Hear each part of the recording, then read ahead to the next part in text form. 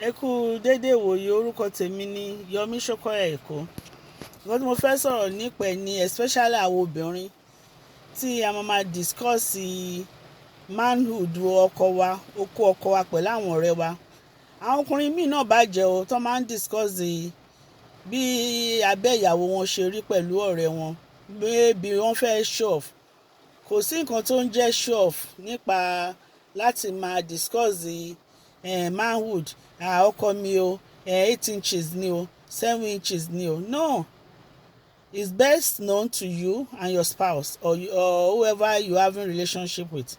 Then ọkùnrin náà ẹ need láti máa discuss abẹ́ ìyàwó yín pé ó máa ń wet every time ni, every time ló máa ń fẹ́ kíní sex pẹ̀lú èmi. No, that's your secret, that's your personal things tó ń go on tẹ́ ń share nínú yàrá yín. You don't need to discuss this with anybody. Torí mo rántí years ago, over 20 years ago, láti ẹ̀ ti tó 30 years, dédé kan tá a jọ lọ sí school. Ó ní òun ní best friend kan pé òun dẹ̀ máa ń discuss okó ọkọ òun pẹ̀lú ẹ̀, pé bó ṣe gùn tó, bó ṣe máa ń perform lórí bed. Ó ní mi lè believe pé ọ̀rẹ́ òun yóò pàpà bá ọkọ òun sùn because ó fẹ́ find out. Mo ní yeah, kí ló expect? Because ẹlòmíì nífò ni wọ́n, they can sleep with anybody. Because even tí ọ̀rẹ́ bá tẹ̀ discuss bí kíní ọkọ ẹ ṣe rí, what are you looking for láti bá onítọ̀hún yẹn sùn? But some people wọ́n lè help ẹ̀.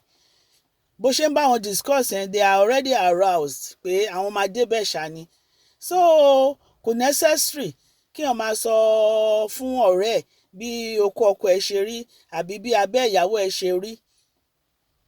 Ó wà demeaning to bí ẹ pé èèyàn ń belittling somebody ni. Ẹ need láti máa discuss nǹkan bẹ́ẹ̀ pẹ̀lú ọ̀rẹ́ yín. Ẹlòmíà ní ìyàwó òun log of food ni, ó máa sùn gbalaja ni. Yeah, if tó bá yẹ pé log of food ni, you can teach her, you can mention it to her, but you don't need to mention it to anybody else. Because mo rántí máa kan báyìí náà ní Nàìjíríà ni ó ṣe he has cancer and ó ní terminal cancer, ó fẹ́ kú. Ó wá ń sọ fún gbogbo àwọn èèyàn pé òun ní AIDS. Àwọn ọmọ ẹ̀ wá lọ bá pé dad, but you know you don't have it. Ó ní yes. Ó ní because tóun bá kú òun fẹ́ kí wọ́n bá ìyá yín sùn ni. So nobody tó fẹ́ kí wọ́n bá ìyàwó òun sùn, unless àwọn tí wọ́n ń ṣe swing o àbí whatever. But Africans, kò sọ́kùnrin tó máa fẹ́ kó bá ìyàwó òun sùn, kò dẹ̀ sí obìnrin náà tó máa fẹ́ kó bá ọkọ òun sùn. So therefore èèyàn ò ní láti máa describe okó ọkọ ẹ̀ fọ́rẹ́ ẹ̀. Kí lẹ tẹ̀ fẹ́ sọ débẹ̀? Ẹ lè sọ̀rọ̀ nípa àwọn ọmọ yín, ẹ lè sọ̀rọ̀ nípa ibi iṣẹ́.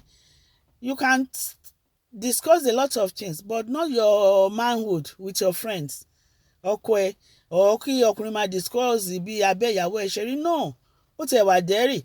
You don't need all these things. Just focus on yourself, because ó mẹ́ni tó ń sọ fún, ó mọ̀ bóyá ẹni tó ń sọ fún the gossip of the year of the month ni, tó yẹ pé bó ṣe sọ fún yín ó tún máa pe lágbájá pé ó gbọ́ nǹkan tí lágbájá sọ pé kíní abẹ́ ọkọ ẹ̀ bó ṣe gùn tó rèé, bó ṣe ṣe rèé. No, we don't need to be discussing all this with our friends. It's personal to us. Even tọ́kọ ò bá tiẹ̀, tó bá yẹ pé 2 inches ló tiẹ̀ ní, so why tó máa discuss ẹ̀ pẹ̀lú ọ̀rẹ́ ẹ̀ pé 2 inches ló ní, tó yẹ pé tó bá dẹ̀ rí ọ̀rẹ́ ẹ̀ bí ṣòkòtò ẹ̀ lọ́ máa wò pé ará ilé ẹ̀ 2 inches ló wà nínú ṣòkòtò ẹ̀. No, we don't need all these things. Some people get carried away. Wọ́n máa sọ ọkọ mi tí bá ti délé báyìí ó máa ready ni ọ̀sán àárọ̀ alẹ́. No, we don't need all these things láti máa sọ fún àwọn ọ̀rẹ́ wa.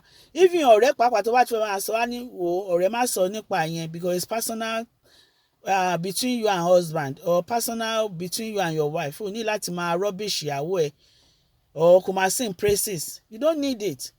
So for me, I don't think it's necessary kí wọ́n máa discuss okó ọkọ ẹ̀ pẹ̀lú ọ̀rẹ́ or family members, or kí ọkùnrin máa discuss bí òbò ìyàwó ẹ̀ ṣe rí pẹ̀lú family members. Don't mind my words o, torí ẹlòmíì náà bí èèyàn ṣe ń sọ̀rọ̀ pé okó àti òbò ń sìn, wọ́n máa feel irritated, but that is the name, because eyes is eyes, ojú, imú, ẹnu. So kò sí nǹkan tí èèyàn wrong láti pè lórúkọ tó ń jẹ́ òbò is òbò, okó is okó. We are all grown. So if you find this irritated, you don't have to listen to it. But I'm going to say it as it is. A ní láti máa tanra wa jẹ. So kò necessary. Personally to me, kò necessary láti máa discuss the ẹlòmíì àlọ́kọ̀ òun olóko blue, olóko yellow, olóko kí. No, you don't need all those things. Because o mọ ẹni tó ń sọ fún. O dẹ̀ mọ̀ bóyá bó bá ṣe sọ fún wọn ló máa fẹ́ débẹ̀. So then ẹlòmíì náà ò lè sọ pé love of food náà kó wọ́n á wò pé ará ilé ó ní love of food, àwọn máa try ẹ̀ bóyá love of food ni. So it goes both ways.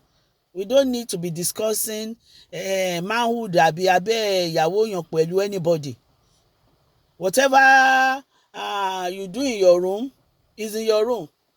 Bí ọ̀rọ̀ àwọn olóyìnbó, whatever you do in Las Vegas stays in Las Vegas. So don't publicize it. Kò máa sọ fún àwọn èèyàn. Then ó tiẹ̀ bu àbùkù ló ta bá olúwẹ̀ náà. Why tó yẹ pé ẹni tó love tó nífẹ̀ẹ́ sí ó máa gbé business ẹ̀ lọ síta? It's not necessary.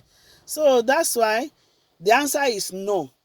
You don't need to discuss oko ọkọ ẹ àbí òbò ìyàwó ẹ or anybody you having relationship with anybody, because kò tiẹ̀ fi àpọ́nlé bolúwẹ̀ náà àbùkù ni, and it's not showing maturity either way fọkùnrin àti obìnrin. Sọ̀rọ̀ mi ò ju báyìí lọ lónìí o.